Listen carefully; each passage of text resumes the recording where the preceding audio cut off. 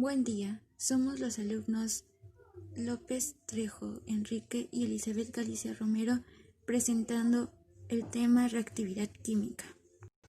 Sabemos que la química estudia la composición y las propiedades de la materia, así como las transformaciones que ésta involucra. En una reacción química, la materia no desaparece ni nada de eso.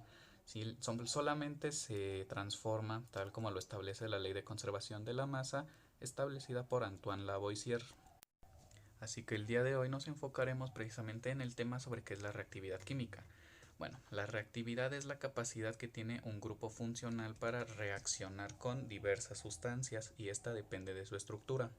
Y con frecuencia se puede predecir el tipo de reacciones de un compuesto químico que pueden experimentar, identificando precisamente los grupos funcionales que éste posee. No obstante, las características electrónicas y estructurales del entorno del grupo funcional también afectan su reactividad.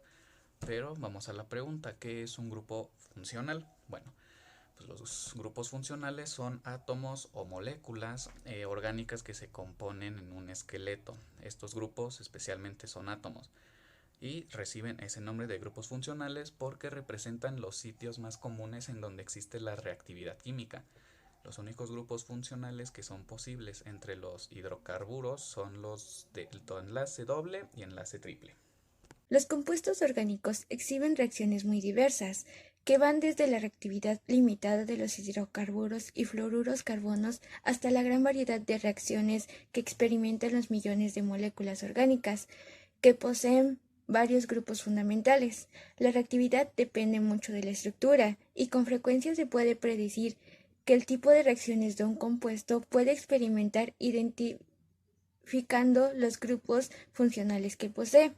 No obstante, las características eléctricas y estructurales del entorno del grupo funcional también afectan su reactividad química. Para esto describiré las reacciones químicas que existen. Como primer es la reacción de combinación, donde dos o más sustancias reaccionan para formar un producto. Esto se pasa cuando una reacción de combinación entre un metal y un no metal, el producto es un sólido iónico. La fórmula de un compuesto iónico puede determinarse a partir de las cargas de los iones que se involucran. A la segunda se le nombrará reacción de descomposición, donde una sustancia experimenta una reacción para producir dos o más sustancias distintas. Muchos compuestos cuando se calientan experimentan esta reacción, la reacción de descomposición. Como siguiente es la reacción de sustitución, donde se elimina un átomo o grupo de átomos unidos a un átomo de carbono y otro átomo o grupo de átomos ocupa su lugar. No hay un cambio en su grado de saturación del grado del carbono reactivo.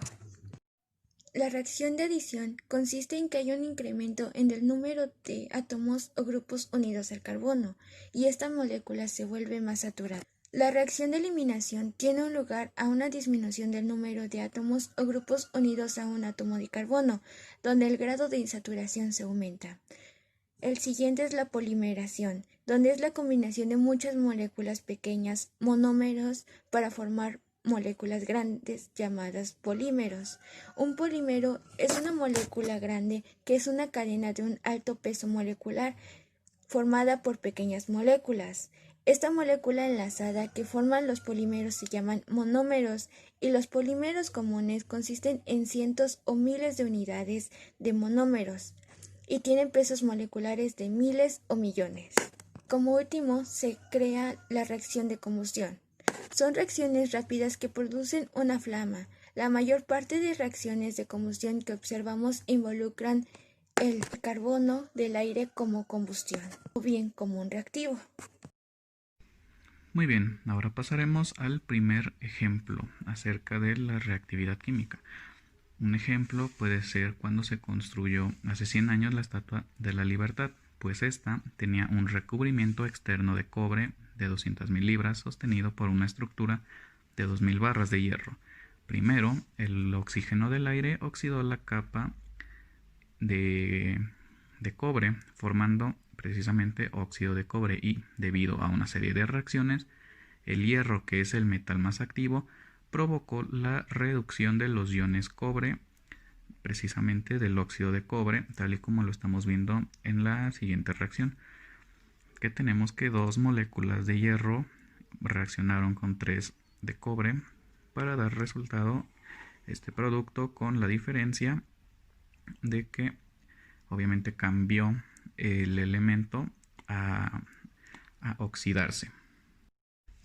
Ok, pasando a otro ejemplo, también tenemos que cuando los plomeros unen tubos galvanizados, que son tubos de hierro recubiertos de zinc, con tubos de cobre, los iones de cobre oxidan al recubrimiento de zinc y dejan completamente expuesto al hierro interior para la formación de herrumbre. ¿Qué es la herrumbre? Bueno, pues la herrumbre es el pequeño polvo o capa que se crea en el hierro debido a la corrosión o a su oxidación, que puede ser por el agua o por cualquier motivo. Esa es la herrumbre. Y bueno, la reacción de desplazamiento que se efectúa precisamente es esta, que tenemos que el zinc reacciona con el cobre y da como resultado este producto, con la misma diferencia que en el ejemplo pasado, que simplemente va a cambiar el elemento que se está oxidando. Bueno, pues vamos con el último ejemplo. Este último ejemplo es acerca de un desastre bastante conocido, que es el desastre de Chernobyl, Ucrania, en 1986.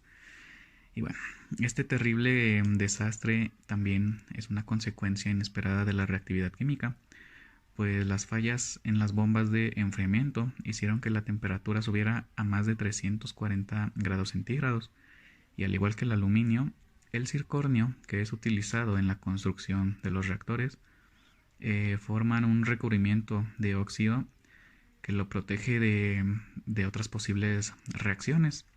Sin embargo, este recubrimiento protector se destruye a temperaturas elevadas, y sin este recubrimiento protector, el circonio reacciona con vapor de agua, tal y como lo tenemos en esta expresión, que el circonio en estado sólido reacciona con agua en estado gaseoso.